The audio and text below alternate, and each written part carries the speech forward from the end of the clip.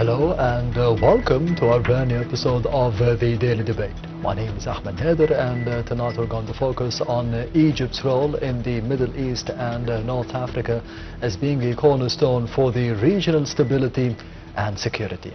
And I'm honored to be having with me over the program for tonight in the studio Dr. Mostafa Abbas, the international relations expert. Dr. Mostafa, thank you very much for being with us tonight. You're welcome. Anytime.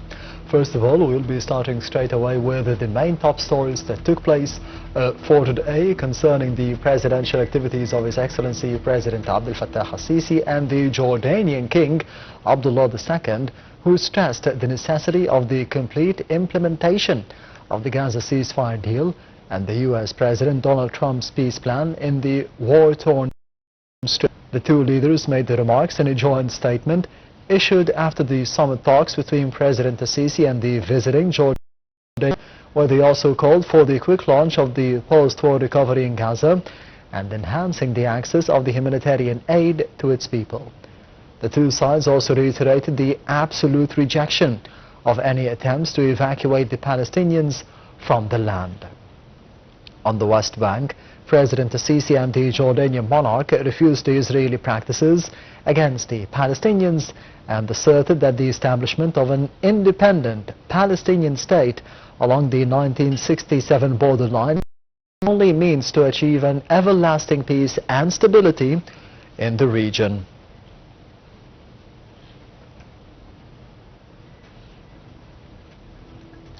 Dr. Mostafa, how do you see the important meeting and the visit of the Jordanian King Abdullah II to Egypt and the meeting that took place between the Jordanian King and His Excellency President Sisi for today? Such a meeting, especially for the two states, Egypt and Jordan, is very important and is directly related to the topic in hand.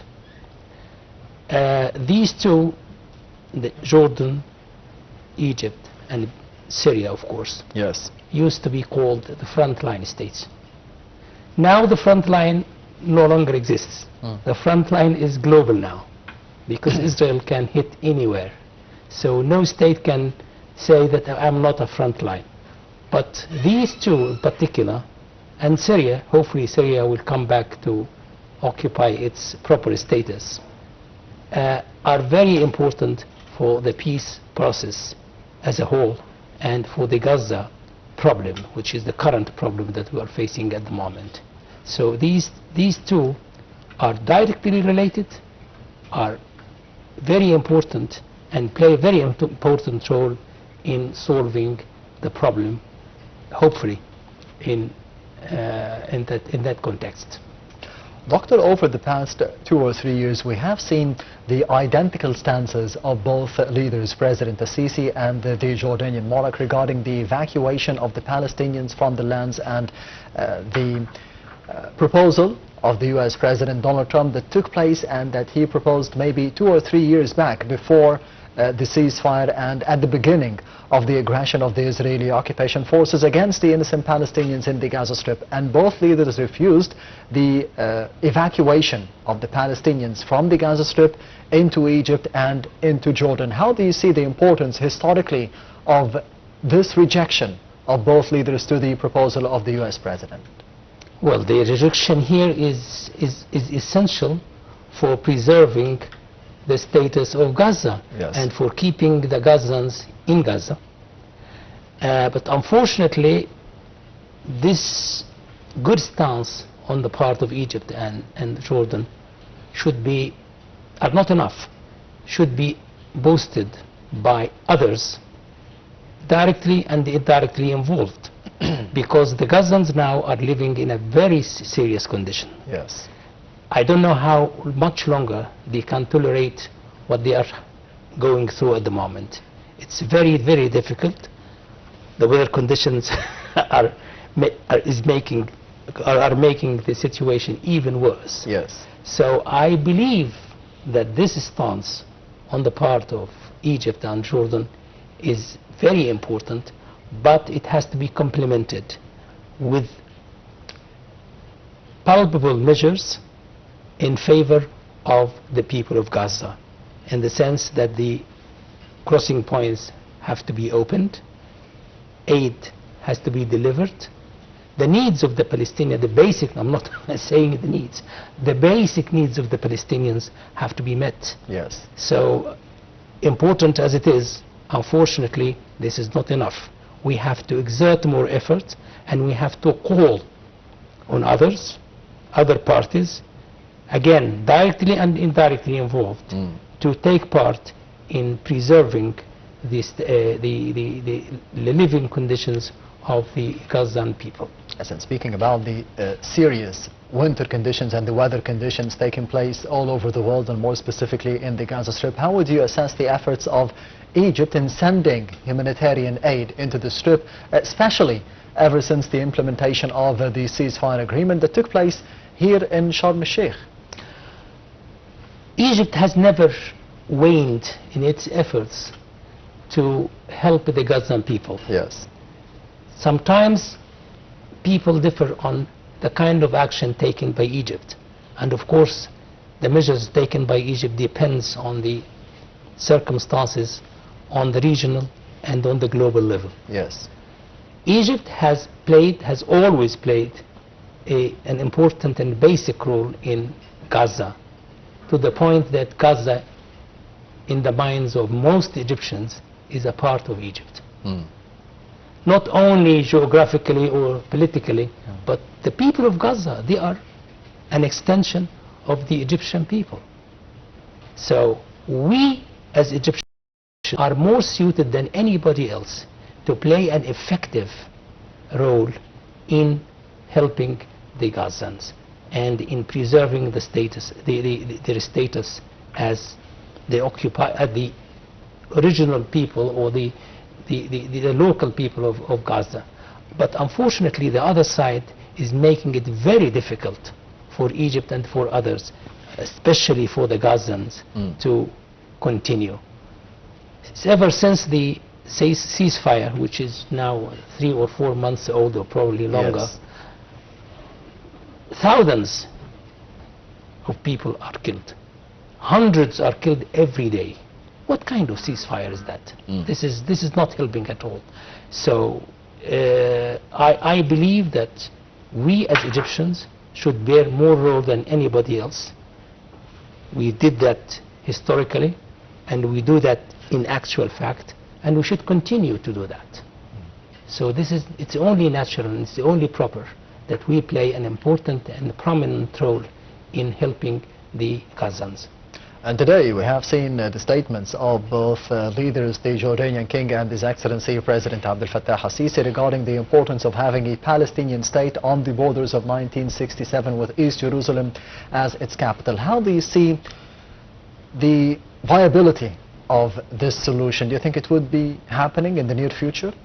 Well, this solution can happen, but it's very difficult to happen, because if you look at the status quo, if you look at the current situation, Israel has been building settlements. Yes. Israel has declared, will continue to declare, that it will occupy all of Palestine. Not only all of Palestine, even parts of other states. So, I don't know. It's the demands for a Palestinian state on the borders before 67 and with Jerusalem, or East Jerusalem as a capital, yes, is only proper. It's in accordance with all Security Council and General Assembly resolutions, but has never happened, and we are not even progressing towards something that will make us hopeful that this will happen. So the efforts that are being exerted to achieve this end have proven to be few in view of the intransigence of the other side, namely Israel and the United States. Yes, Doctor, allow me to be going to the other top story for today, as Minister of Defense Abdel Majid Sakr met a number of armed forces officers at the Central Military Command headquarters on Sunday. It was attended by the Armed Forces Chief of Staff General Ahmed Khalifa, commanders of the main divisions and a number of senior military commanders. The meeting discussed reviews by the armed forces commanders over the latest challenges and the efforts to protect the national security and work mechanisms within the armed forces institutions and means of developing them to keep up with the rapid military developments.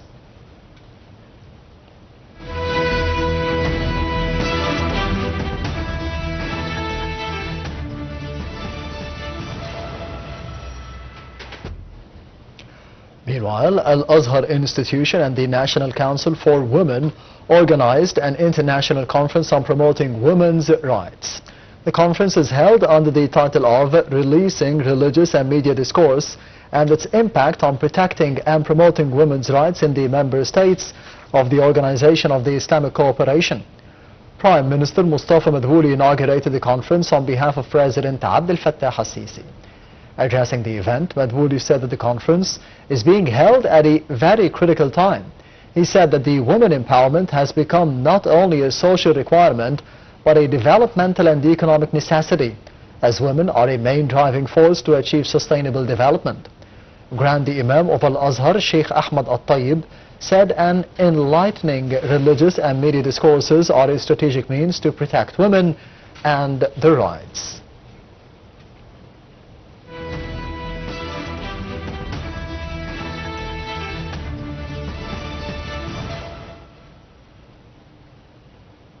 And the final topic for today, Egypt, along with 7 countries on Sunday, strongly condemned the repetitive Israeli violations of the Gaza ceasefire deal.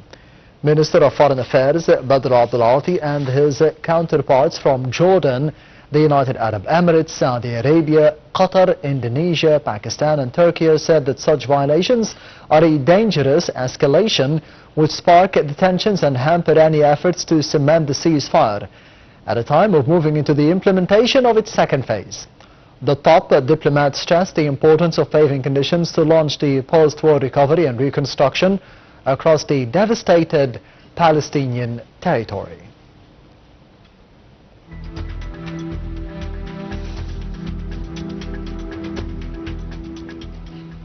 Dr. Mostafa, how do you see the cooperation on such an important topic for the benefit of the Palestinians, not just in the Gaza Strip and the West Bank, for the Palestinians in general, and more specifically in the Gaza Strip, the efforts of reconstruction, especially after what happened and the aggression that took place for the past 2.5 years by the Israeli occupation forces against the Palestinians in the Gaza Strip?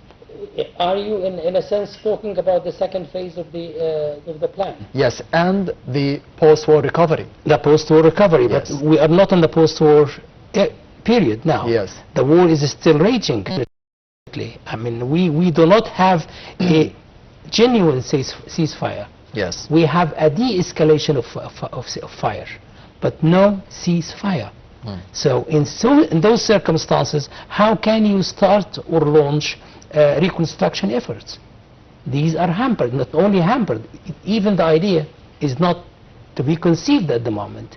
Israel has to stop the military action that is taking against the Palestinians. The living conditions of the Palestinians have to be improved, and then after that we can talk about reconstruction and about making reparations for the damage that was done by the war. But the damage has been done, is continuing to be done, and unfortunately in the foreseeable will continue to be done. So we do not we should not actually deceive ourselves into believing that we are getting into the second phase. The first phase was done because it was the part of the Palestinians and the Arab side. Yes. The second phase is on the shoulder of Israel, and Israel has always shirked its responsibilities and even did exactly the contrary. And nobody is able to stop them. They have to be stopped, and they can be stopped only through cooperation of those states that you referred to in your question. So cooperation in that context is very important, but it has to take material measures. You have to take palpable measures,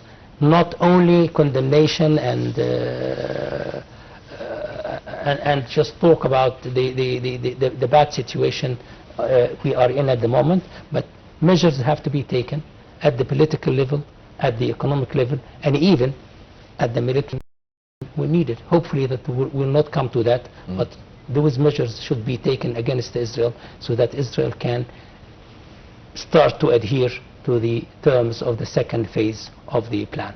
Yes, Doctor, allow me to be going to the first report of the daily debate for tonight, focusing on Egypt's role in maintaining security and stability of the Middle East. We'll be having more details in the upcoming report, so stay tuned.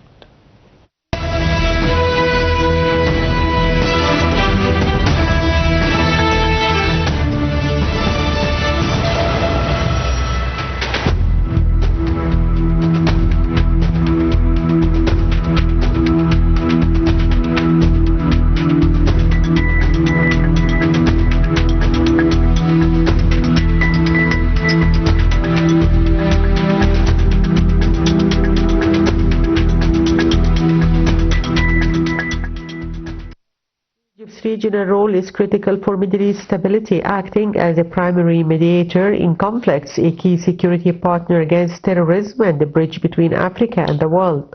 With its strategic location and active diplomacy, Egypt is essential for navigating crises in Palestine, Libya, and Sudan, while fostering economic cooperation and energy trade in the region.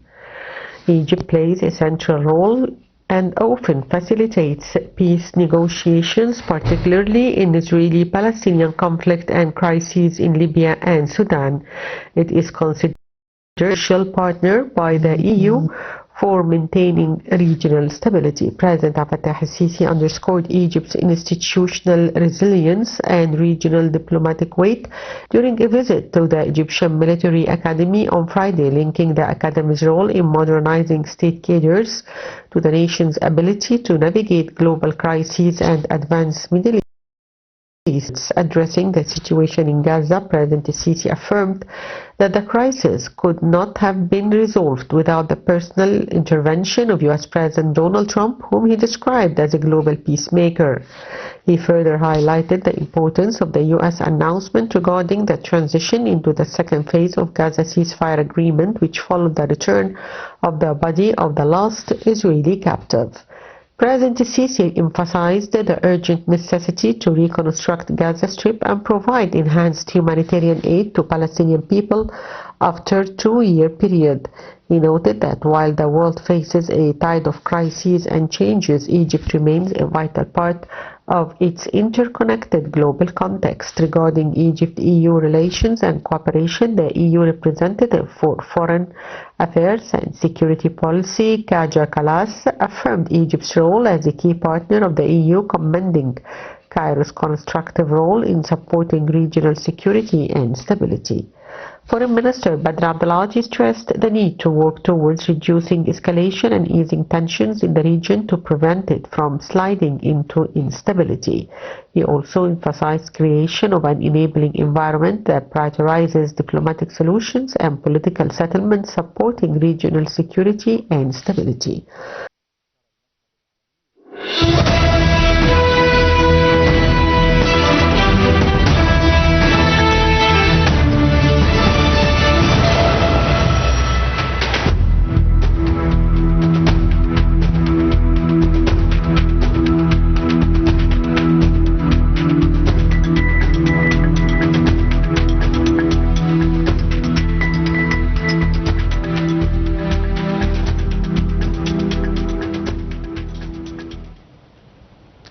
Welcome back. You're still watching the daily debate, and I'm honored to be having with me in the studio for tonight Dr. Mostafa Abbas, the international relations expert. Thank you very much once again for being with us tonight. You're welcome. Anytime. We have seen the statements of His Excellency President Abdel Fattah al-Sisi over the past couple of days at the Egyptian Military Academy, stating the importance of Egypt protecting its capabilities and the strength of the countries. This is the main important point for the political leadership in the country, to be protecting the people, to be protecting the country and its capabilities. How do you see the importance of protecting what we have nowadays, especially with what is happening all around us in different countries and different states? I need not emphasize the importance of played by the armed forces, especially in countries like Egypt. Egypt is strategically located, even in comparison to any other country in the world. Yes. So when you have a strategic location like Egypt, you have to have a strong army. And a strong army has to be also a modern army. I believe this is what we are trying to achieve. We're trying to have a strong army. We're trying to have a modern army. But the pace of modernity is rather fast. It's rather quick. And we have to always be on top of things so that we can, when we talk, people will listen to us. Because without force, without proper force on the ground, nobody will listen to you. Diplomacy is a manifestation of the force you have on the ground. So there is no need for me to emphasize the role of the armed forces and the need to have a modern army capable of defending Egypt and defending the interests of Egypt, especially in such an atmosphere where we have problems besetting us on each and every direction. In the south we have problems, in the west we have problems, even in the north we have problems in terms of the gas and the territorial water, etc., etc. So everywhere we are beset with problems.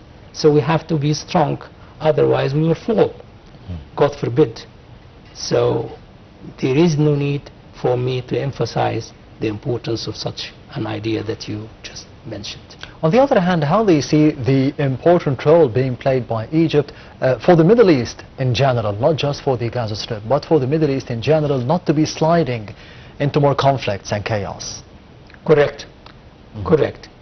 Egypt, again, strategically located, plays a very important part. Yes.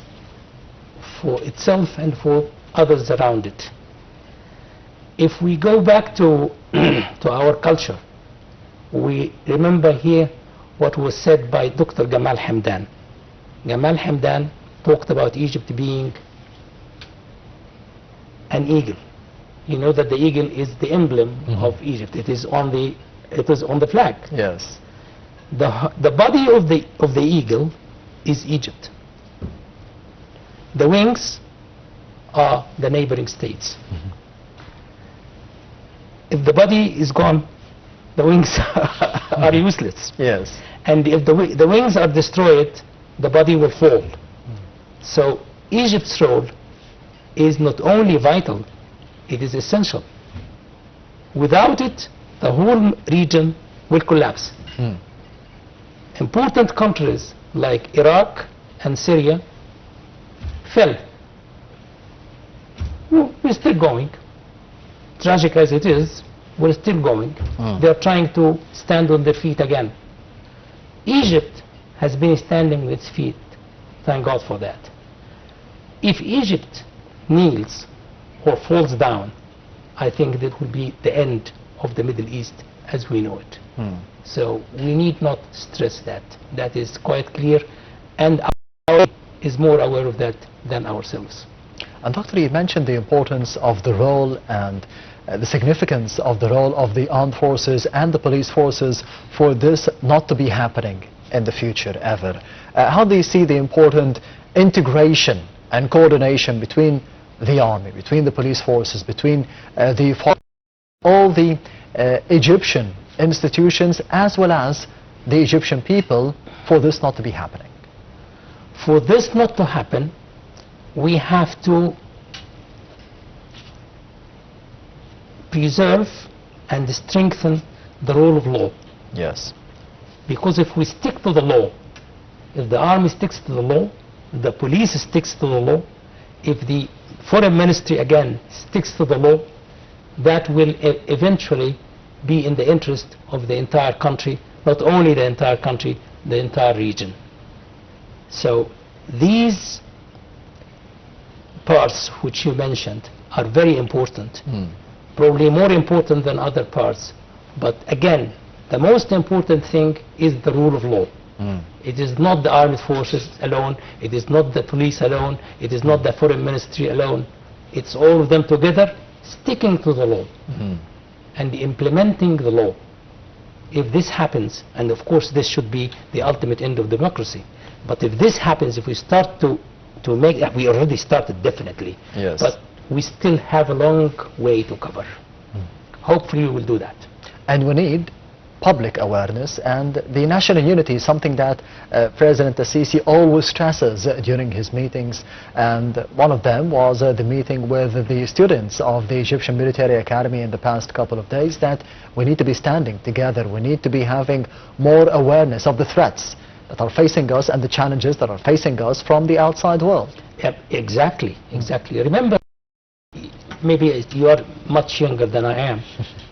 In my days, yes, we had part of our education was national education. It's called Tarbiyah al-Wataniya in Arabic. Yes. Through this, as a curriculum, this was part of our curriculum. yes. So this was meant to make us aware of the dangers besetting our country, outside and inside. And of course, those dangers have doubled now. We have more dangers from inside and more dangers from outside. So our students and our pupils have to be aware of that. And I think that we should bring back this idea of this national curriculum to students, and not only to students, even to employees, so that they know exactly what we are facing, so that we can all stick together and keep our country. Do we have the same awareness that your generation used to have, especially with social media that we have nowadays? Yes and no. Yes, because you have more access to different sorts of information and news. Yes. And no, because you have much more distractions than we did. We did not have all those distractions around us. And if we have a lesson at school in national education, yes, we would go back to home and remember that, and even talk about it with our fathers or our mothers, our sisters and our friends, etc., etc. Because we did not have many distractions. yes. But now you go to school, you come back as a student, and you have many television programs, football matches, etc., etc. Distractions are many. So yes and no, the answer to your question. One part that is important to be facing the threats and to be facing the challenges that we are facing and we are seeing nowadays is the comprehensive development that we have witnessed over the past 10 or 12 years under the tenure of President Abdel Fattah Al-Sisi. This comprehensive development, do you think that it has helped us on the level of security and stability, especially with what we have seen in the other countries and the other neighboring states? Yes, certainly. People are aware that dangers are besetting us everywhere. And the danger is actually staring us in the face. Yes. That's why people tolerate some excesses sometimes in order to preserve the country. But this should not be continued. We have many dangers around us, we have many threats, but we have to have rights, and we have to preserve these rights, and we have even to increase those rights. And I believe we are on the right path, because we have been exposed to many dangers, but we have come through all of this, which is very good. But it's now time for us to be paid back, to enjoy the stability that we have had for some time, and to look after the weak in our society, because we need to concentrate on certain sections of our society. Doctor, we have spoken about the role of Egypt in having or agreeing this ceasefire between the Hamas fighters and the Israeli occupation forces here in Sharm el-Sheikh, according to the chairmanship of His Excellency President Abdel Fattah Al-Sisi and the proposal of the US President Donald Trump. And we have seen the first phase, as you mentioned, it wasn't completely being implemented, but we are entering into the second phase and possibly the implementation of it. speaking about one important topic, which was the formation of a government in the Gaza Strip, a technocratic government in the Gaza Strip, headed by Dr. Ali Shaath. How do you see the role of Egypt in reaching this phase and the importance of having its first meeting being held here in Cairo? Well, Egypt should play an essential role in that, because a formation of a government or whatever form it takes needs measures on the ground. Yes. You need to train the army, you need to train the police, you need to train the government employees. Who is going to do that? Egypt is much more important, much well suited to do that. It has been doing that for decades. So we should continue to play a central role in forming a government in Gaza, and we have to make sure that this government be representative of the Gazan people. On the other hand, we have seen the statements of President Abdel Fattah al-Sisi praising the role of the US President Donald Trump in intervening and having this ceasefire between the fighters of Hamas and the Israeli occupation forces in the Gaza Strip. How do you see the importance of the international cooperation and more specifically the bilateral relationship between Egypt and the United States under the tenure of President al-Sisi and President Trump for the second time? The relations between Egypt and the United States has been very good in many respects, especially at the official level. Yes. That cooperation has resulted in many measures being taken, whether that is the ceasefire, quote unquote, yes, in Gaza, or the steps that were taken towards forming a Gazan government. There is, so to speak, a chemistry between the President of Egypt and the President of the United States. Yes. Somehow. And they have been cooperating very well. But I think that we have to, our President should continue to urge Donald Trump to make more efforts to convince Israel, or rather to compel Israel, if you like, to adhere to the terms of the agreement it had signed to. On the other hand, the second phase of the ceasefire could be implemented and should be implemented in the near future. How do you think this will be affecting regional security? It's not just about the Gaza Strip and Palestine. No, because yes, of course. I mean, if the situation in Gaza and the situation in Palestine is good and is better than it is now, this will definitely affect the situation in every other country.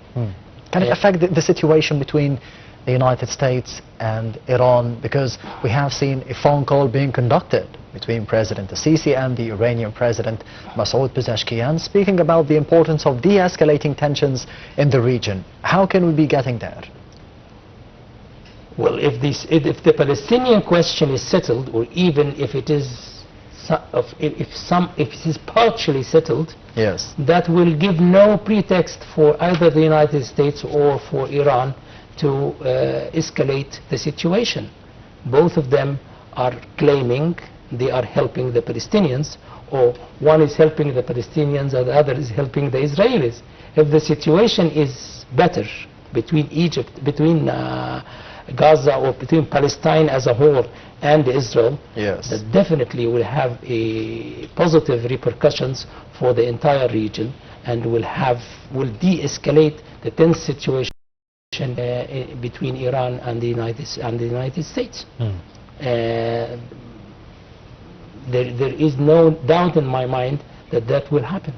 And the possibilities of reconstruction, because you've mentioned, Doctor, the people of Palestine, they need that. The people in the Gaza Strip, they badly need that. They have enormous needs and they should be demanding for what is theirs, and there could be some assistance from Egypt, from Jordan, as we did see today the statements between both leaders of Egypt and Jordan. What can be done, and how can the US be assisting in that? Reconstruction is a stage that we haven't come to. Yes.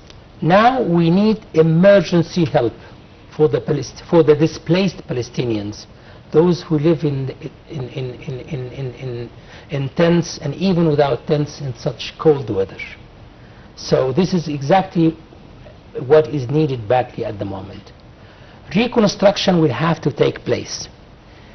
The role of the United States in reconstruction will be to deter Israel from destroying the Palestinian infrastructure.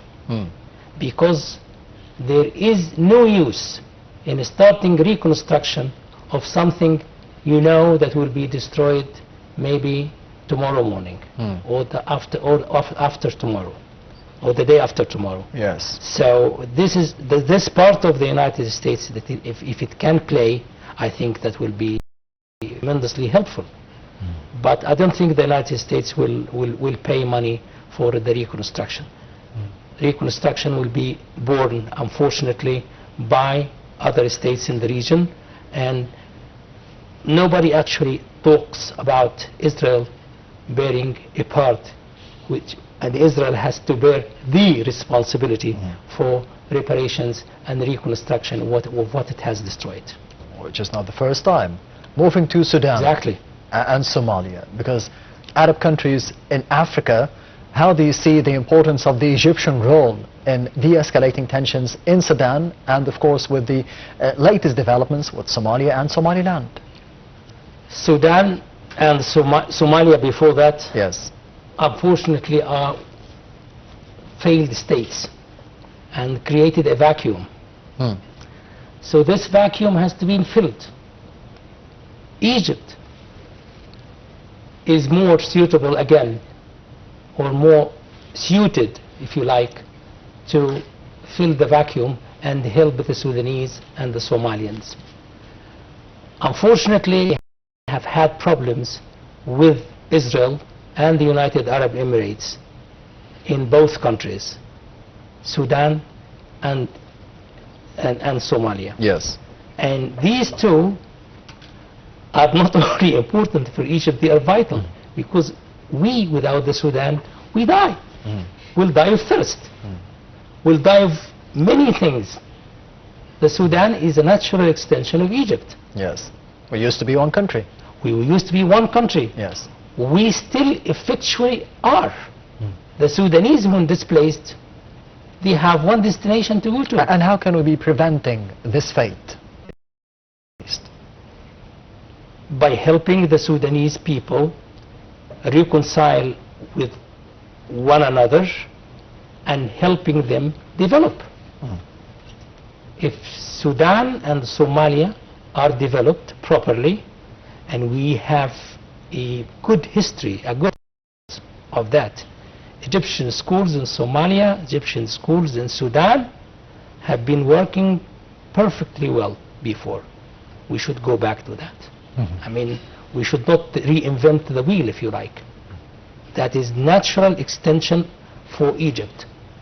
We can help in terms of education, in terms of development, in terms of industry, name it. Water security is a strategic issue for Egypt. How do you see this file, especially after the statements and the letters sent from the US President to the Egyptian President Abdel Fattah al-Sisi regarding the possible steps, possible intervention and mediation by the United States between Egypt and Ethiopia and Sudan to be having this issue solved? The issue of water is not regional. Of course, it is not local. It's not regional. It's global. Yes. And many states are involved in creating this problem. Donald Trump has admitted that the United States is the one who helped Ethiopia build the bird, or the dam, if you like. And now the situation changed. This change of the situation should encourage us to continue to stick to our rights and to our terms, which we have been claiming, not only claiming, stating for a long time. And we have to take measures, real measures, towards preserving Egyptian rights for the Nile water. The United States can help, but again, the statement or the letter, if you like, sent by Donald Trump is rather not precise, wishy-washy. Egypt is entitled to this and this and that. So what are the measures that are going to be taken in order for Egypt to preserve the its rights? We haven't heard anything. Nothing is concrete. We have diplomatic statements, which are nice, good words, that should be matched with action. Yes, and action is ours. Dr. Mostafa Abbas, the international relations expert, thank you very much for being with us tonight on the Daily Debate. You're welcome. Anytime. Nice seeing you. And this brings us to the end of the Daily Debate for tonight. Thank you for watching, and I'll be leaving you, however, with the latest presidential activities of His Excellency President Abdel Fattah al-Sisi that took place over the past week, all wrapped up in the upcoming report. Thank you for watching, and goodbye.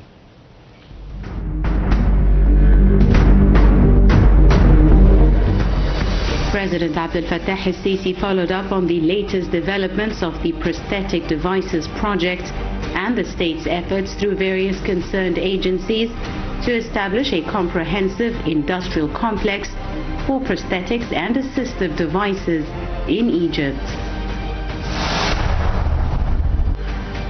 President Abdel Fattah al-Sisi performed Fajr prayers at the headquarters of the Egyptian Military Academy. Before observing the morning lineup, the President addressed the Academy students. He engaged in an interactive dialogue with them while sharing breakfast. Via his page on Facebook, President Abdel Fattah al-Sisi congratulates Egypt's national handball team on their great achievement in winning the African Handball Championship for the 10th time and for the 4th consecutive time. It is an accomplishment that reflects a spirit of determination and persistence and confirms Egypt's status amongst the giants of the sport regionally and globally. President Abdel Fattah al-Sisi received a phone call from the President of the Islamic Republic of Iran, Masoud Pezeshkian. The call reviewed developments related to the Iranian nuclear file. President al-Sisi expressed Egypt's deep concern over the rising tensions in the region. The President emphasized the need to avoid escalation and reject military solutions.